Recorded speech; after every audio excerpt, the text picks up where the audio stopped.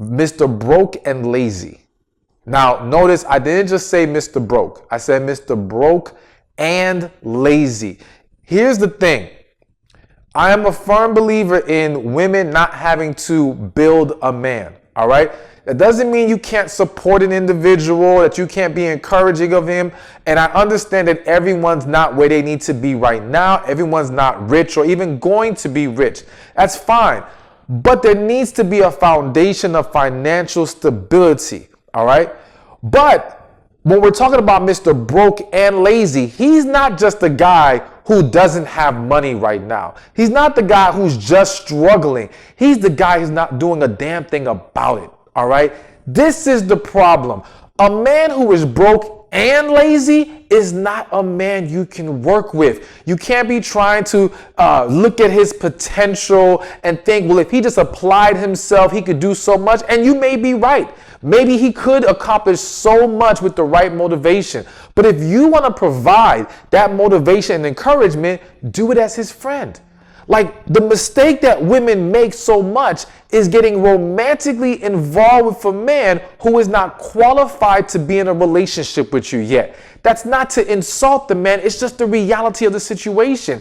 He has not built himself up to a point where he can have a stable, healthy relationship with you. Now, some of you may say, well, I know some women and they married their man when he was broke and they're happy now.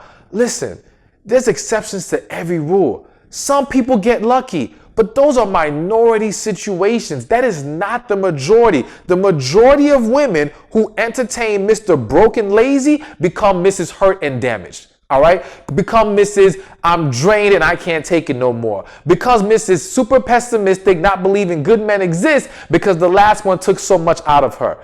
You don't want to get caught up in that cycle. Mr. Broke and Lazy needs to get his act together. Again, if you want to encourage him as a friend, fine. Do not have sex with him. Do not act like his girlfriend. Do not give him the benefits of being in a relationship with you when he is not qualified yet.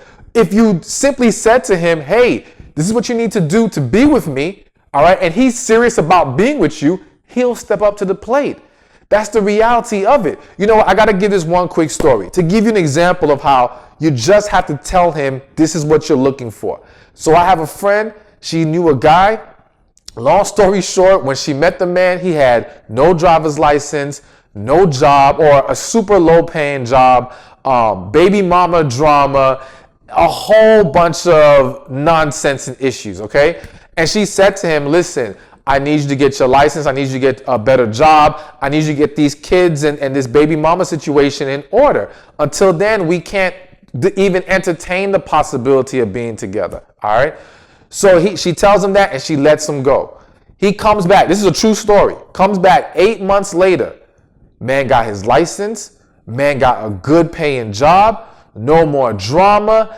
I think he was also living at his mama's house, not living with his mother anymore. Got himself together. Now, unfortunately, she still ain't want him. But that ain't the point of the story, okay? Ignore that part. That's a whole different issue as to why she didn't take him. And for any man, don't let that discourage you.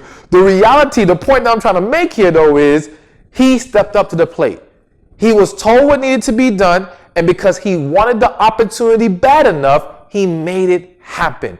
That's what you should be doing when you come across Mr. Broke and Lazy, who you feel like, okay, there could be something here, but he's not ready yet. But in the meantime, avoid him.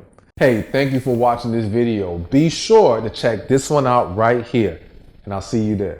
He values your opinion, all right? So this one, I'm laughing because there's already some things going on in my head when I think about this point, right?